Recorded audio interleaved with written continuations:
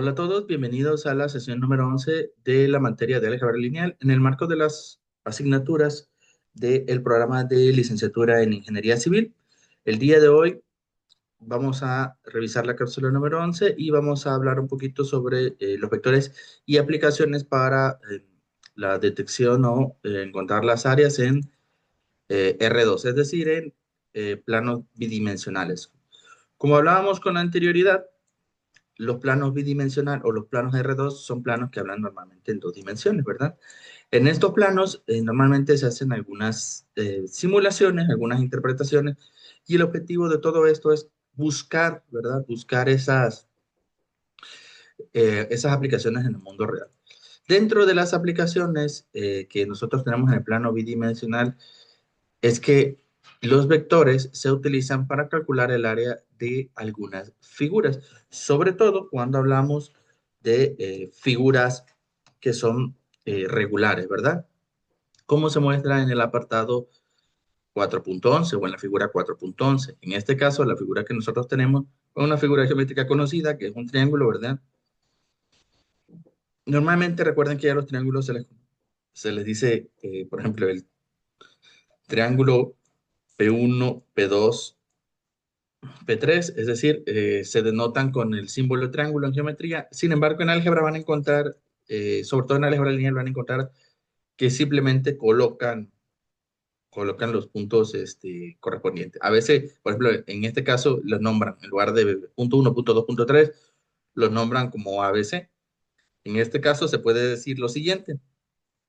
Se puede calcular el área de este triángulo como el área del trapecio AP1, AP2, B, más el área del trapecio B, P2, P3 y C, menos el área del trapecio A, P1, P3, C. Vamos a señalar estas figuras para que entendamos perfectamente bien. Primero tenemos ese triángulo, ¿verdad? Lo que quiere decir, dice, va a encontrar la figura que es A, P1, que es A, P1, P2,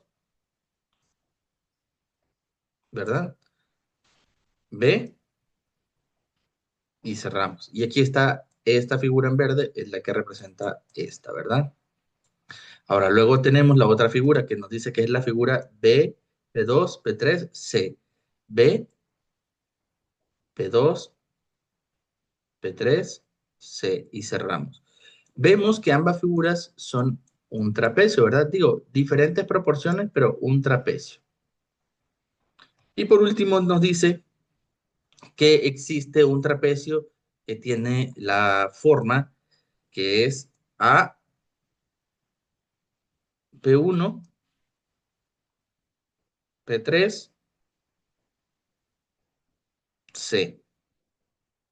Es decir, si nosotros calculamos el área de la figura verde, que vamos a llamar a esta figura 3, vamos a llamar a esta figura 2, y a la verde vamos a llamar la figura 1, que si nosotros hacemos el cálculo de las figuras de la verde y de la rosa y le restamos la figura de color rojo, vamos a encontrar el área, ¿verdad? De ese triángulo. Y eso es un problema que normalmente vamos a encontrar en esta clase de situaciones o en este tipo de análisis. Lo que vamos a hacer es que vamos a buscar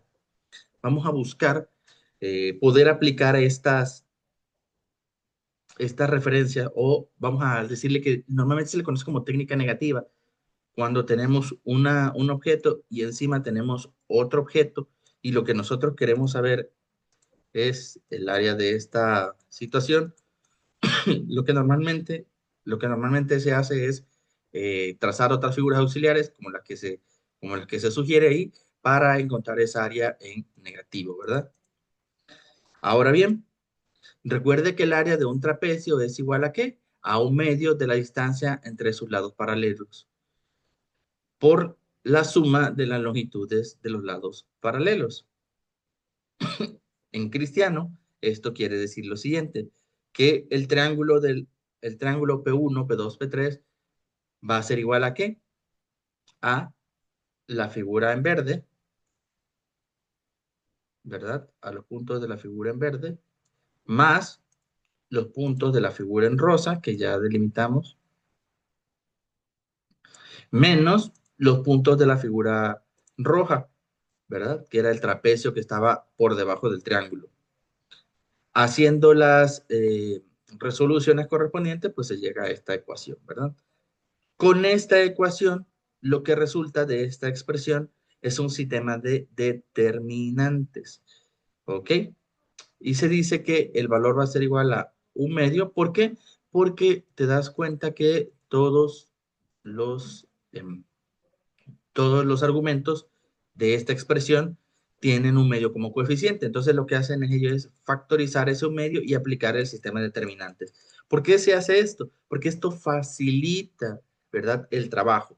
Y como ven, quedan sistemas de coordenadas de dos puntos, ¿verdad?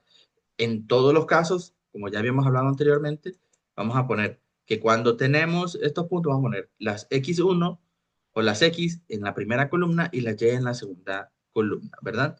Y así sucesivamente los vamos a ordenar por el orden de los puntos. El 1, los que tienen coordenadas del punto 2 y los que tienen coordenadas del punto 3. Cuando los puntos estén en los cuadrados o se determine en orden diferente, la fórmula se acaba de obtener dará el negativo del área del triángulo, es decir, el inverso, ¿verdad?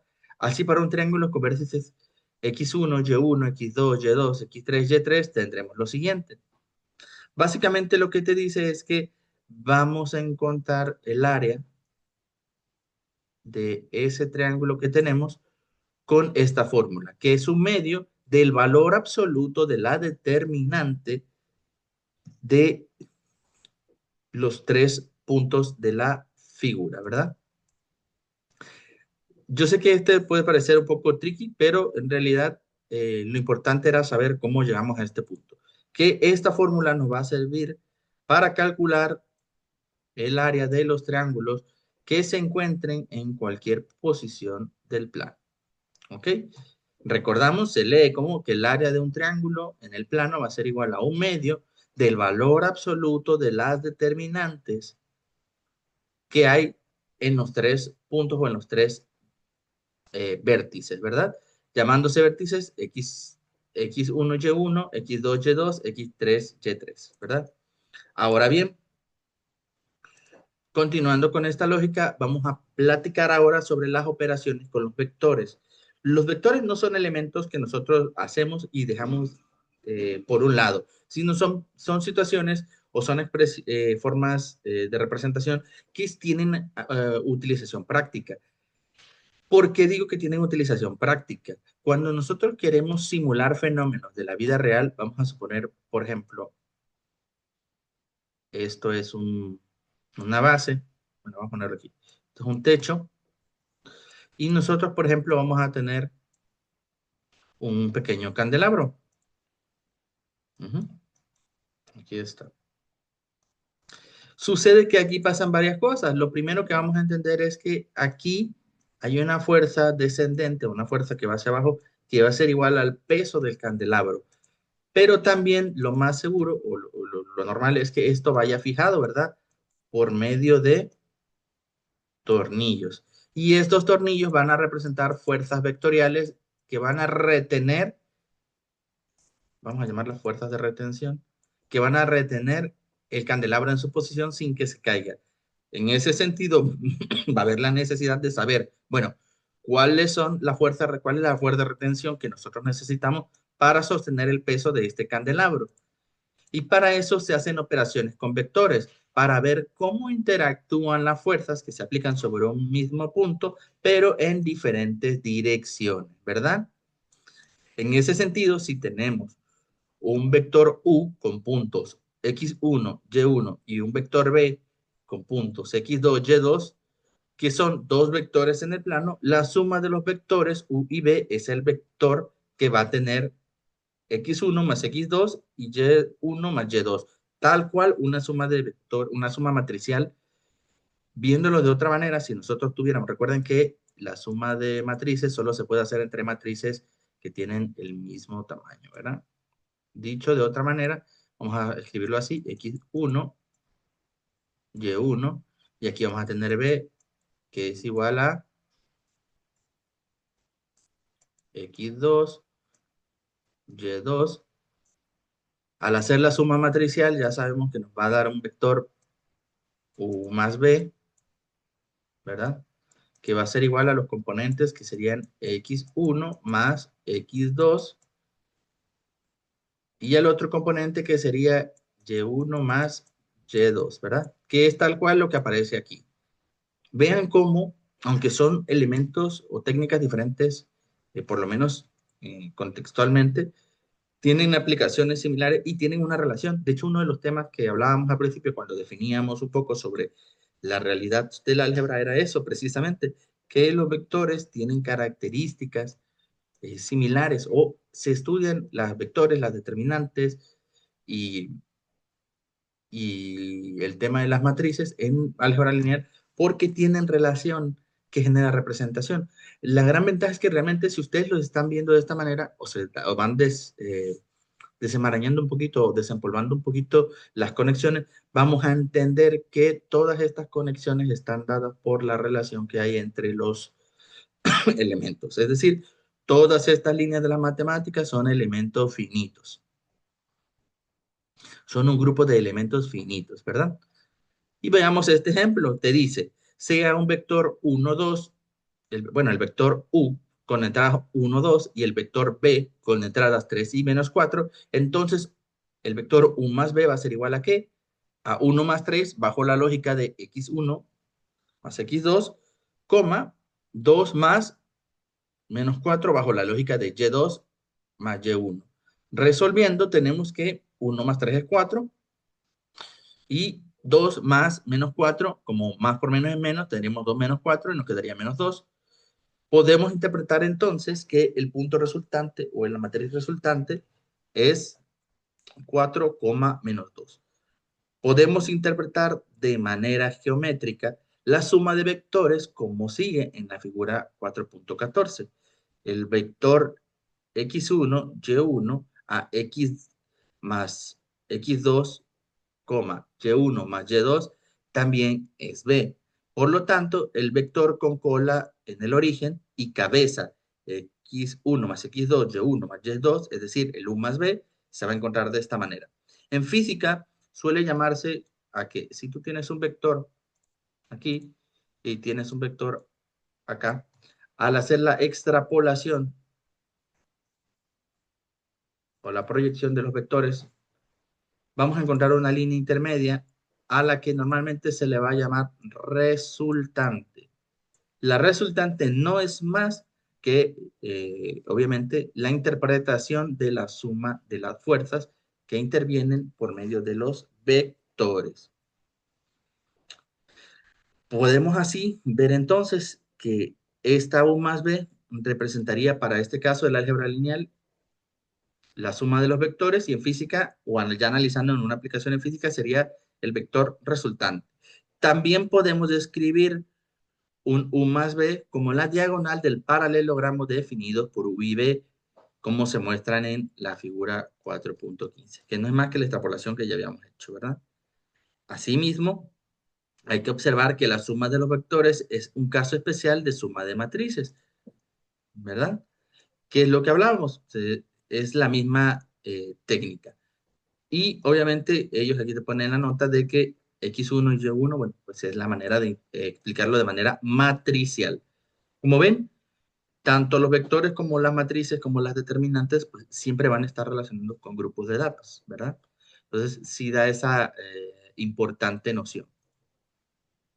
Ahora veamos lo siguiente, dice, si U y B, como en el ejemplo 9, o sea, el ejemplo que vimos antes, entonces U más B, como se muestra en la figura 4.16. Es decir, el resultante no necesariamente tiene que ir hacia arriba.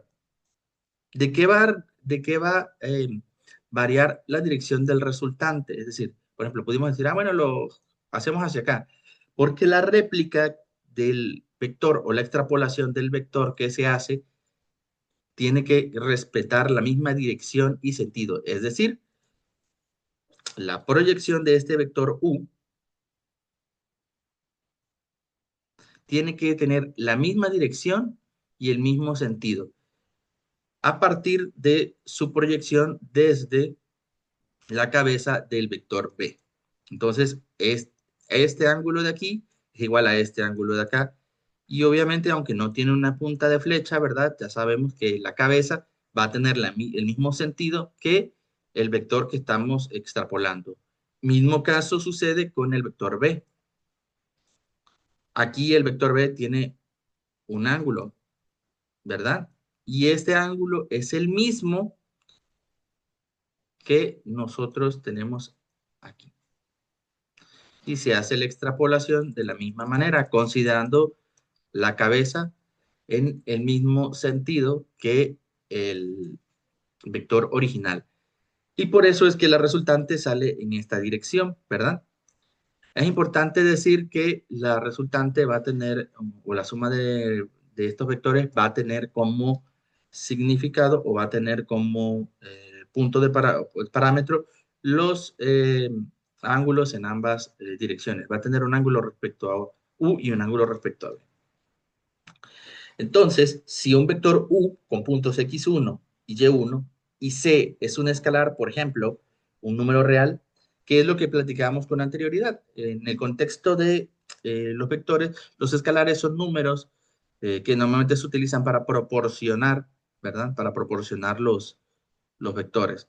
Y dado este caso, el múltiplo escalar CU de U por C es el vector CX1, CY1, ¿verdad? Muy similar a lo que hablábamos anteriormente, o lo que vimos también en lo que básicamente era una matriz por un escalar, ¿verdad?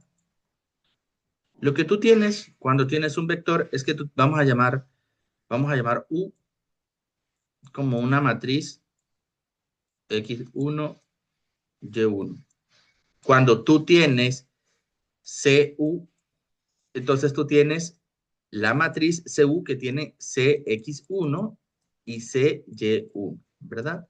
Es decir, cada uno de los elementos o de las entradas de la matriz se va a multiplicar por el escalar correspondiente. Y lo mismo sucede con los vectores. Algo que es muy importante señalar es que el múltiplo escalar CU de U por C se obtiene multiplicando cada componente siempre y cuando C sea mayor que cero. CU está definida en la misma dirección que U, mientras que si DU, por ejemplo, está definida en una dirección opuesta. ¿Qué quiere decir? Vean aquí este punto de aplicación. Teniendo en cuenta punto de aplicación en el origen, este es el vector U, CU, que es el proporcional, estamos haciendo la aplicación de la fuerza escalar hacia arriba, que es lo que mencionaba, que en este caso es C mayor a cero. Y en el otro caso, cuando tenemos D menor a cero, nos va a dar un producto pues negativo, ¿verdad? Por el simple hecho de que recordemos que hacia arriba y hacia la derecha es positivo y hacia la izquierda y hacia abajo va a ser negativo. Así pues, vamos a tener una proporcionalidad. Y obviamente, aquí porque están dibujadas sobre el mismo plano. Pero si esta estuviera un poco más para acá, nos va a recordar, nos va a recordar también la condición de paralelismo, ¿verdad? Que dice que dos rectas o dos segmentos de rectas son paralelos siempre y cuando cada uno de sus elementos sea proporcionales. Bien, eso es todo por la cápsula número 11. Nos vemos en la siguiente.